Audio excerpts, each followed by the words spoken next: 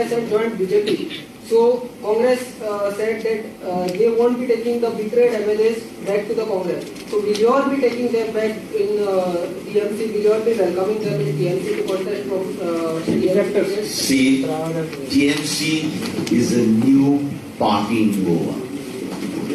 TMC would like to change that trend of IRAMs and GAIRAMs. TMC would like to see good people, preferably young people. But we will not bring the candidates from the high command. We will create and see that we get the best candidates from the grassroots level.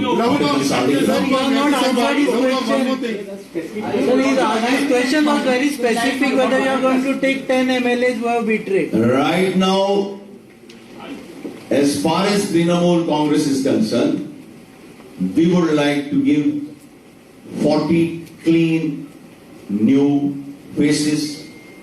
And if there are good people, good leaders, credible leaders, we would like to have them. So that ultimately the aim and objective is to serve the people and serve the state. Options are open. Options are open now.